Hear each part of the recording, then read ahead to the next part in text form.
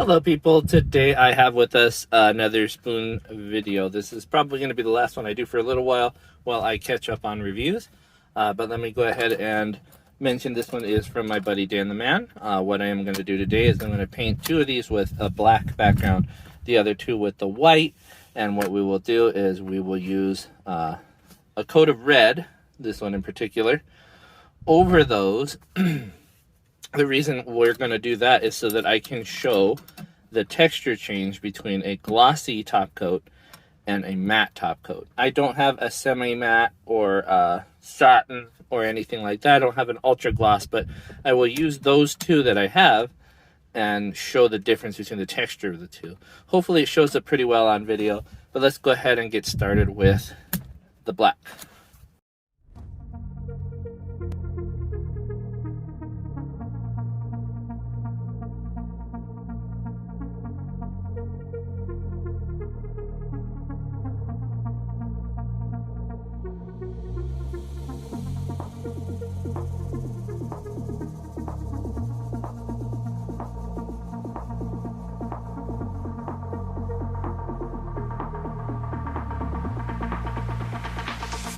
Alright, and now on to white.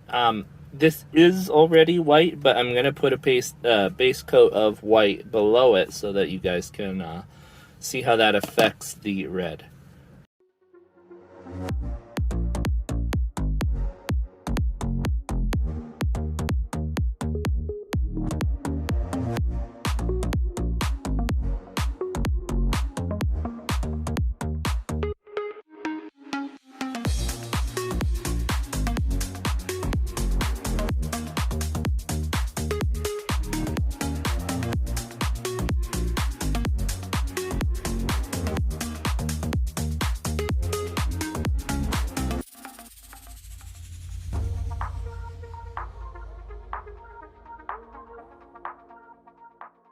Alright, so these have had adequate time to dry.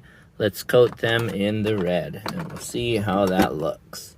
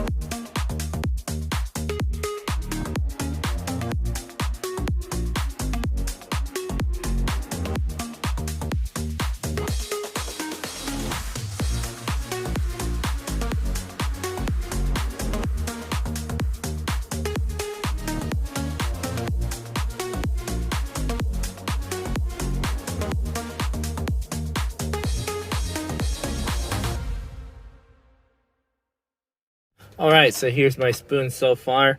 Obviously you see that red parted there, but that's not going to matter too much in this instance. The red on the black, definitely a drastic difference. It looks much browner. But what we're going to do now is we're going to put clear coat on these two, so we have a nice shiny finish. And then we will put matte coat on these two. So let me put these aside. And I will show you guys the difference between the two.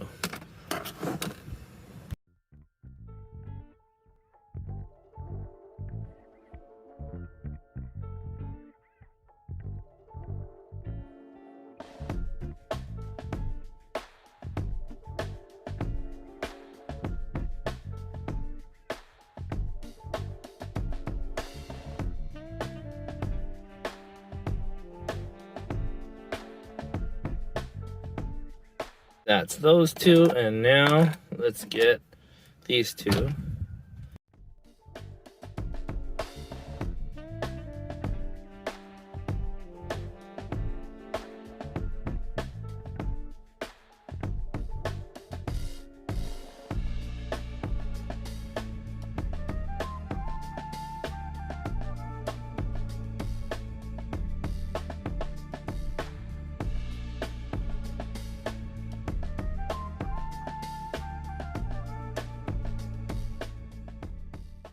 All right, so pulling up, we have the gloss. As you can tell, it's very similar to the finish that was already on there. The red is pretty glossy as it is. This isn't a super gloss, so it's not super shiny. There's not a lot of depth to it, and it's only one coat. If you wanted it to be slightly shinier, it's not going to be that much, but slightly shinier than this. You could put another coat on it, and you can see the depth where the light is hitting it versus where the visual acquisition of the surface of this thing is slightly different. You know, the light looks like it's a little deeper than where I can touch it, and that is what the gloss does. So it's a very nice shiny color. We're just using this red one first, and now we are looking at the matte, and the matte is more of a flat tone. This matte is in particular very flat, so you see there's like a rougher surface. It looks like it's almost made of paper, and the refractivity is way lower. There's no shine, whereas on this one you can see my ring light in it, and then the light coming from the door. This one you can't see either of those, so most of the light that hits that is absorbed by the color, and that gives it a really nice flat feel. I'm going to get my door closes so you can see how dynamic that shine is on that spoon with the gloss, whereas this one is still very flat. So like I said, it looks like you colored a piece of paper with this one. This one looks like it could be painted on like a piece of metal, like a car, something similar like that. So gloss is used when you want it to be super shiny. I mean, everyone knows that already, but let's move on to the dark one. So on black, again, this looks like a brown color, but that is the same red, and it's the same depth of coat.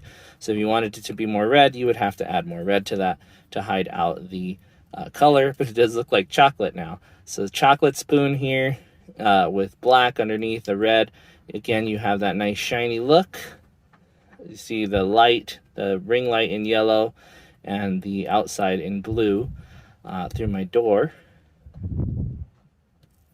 And then the flat looks almost militaristic color, you know, like a camouflage color. So matte color would make a flatter look on the depth of your paint job. So if that's the look you want to go for, just one coat of matte is all you need. If you put more, you have a chance of frosting it if you didn't let it cure long enough. Now, I didn't let these dry for very long. These have only been here for like 5 minutes after I had finished letting them dry. They dry real quick, but to cure, you needed to wait at least 10 hours. You know, these take a long time to cure properly. So don't double coat them earlier than you're supposed to. You'll be okay. You can see here where I didn't get enough of the matte coat, but you could tell most of that got covered. You can see the frosting on it even because I put a little bit too much on it, probably right there versus over here where there isn't as much. But still, the refractivity, the sheen on this is much different than this one here. And yeah, okay, you can see the spatters where the paint didn't completely coat the spoon, but that was my fault the first time. To get a more better coverage, you'll sand it between coats so you have a nice flat surface to make sure that it's going to be nice and flat, no bumps or splatters like that, and to make sure that any of those little holes that gather because of the thinners that you might use, that will fill in any of that extra space. Plus, you want it to have a consistent color on there. Probably 2 coats is all you need for a spoon or a surface like this.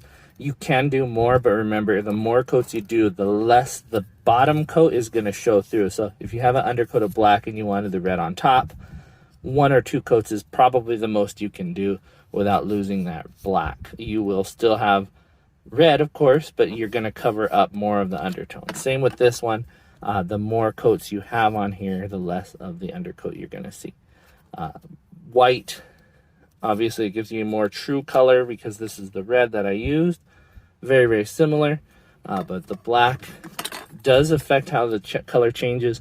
But as you notice here, the finish doesn't really change the color much. I mean, that does look lighter, where this one looks darker. That's because it's how dark colors react. But as you saw here, the colors are essentially the same. If it affects the color in any way, I think This one does make it whiter because the way the matte coat catches light, or absorbs light more than this one, which is doing more refraction, more reflection off of this one. If there's any other questions you might have, feel free to leave them in the comments below. Obviously, Dan, you have my Discord. You can feel free to ask me questions on there. I prefer if you put them out here on the video, though. The reason being is if anybody else is asking those questions and they just happen to coalesce over what you want to know, I'd appreciate it if we have that out in the open. I'm not saying that, you know, you're keeping secrets or anything like that, but, you know, if you have a question, I want anyone who also wants to know the answer to it to know it. But that is going to be it for today. I will thank you guys for watching my videos. I know these are a departure from what I normally do, but I am trying to do new things and to keep new ideas out in the open. This is something I can do for you guys, so let me know if you need any of your paint questions answered in the comments below. But that is going to be it for today, guys. Thank you for watching. I will see you guys next time, or you'll see me, but more than likely you'll see my stuff. Bye-bye.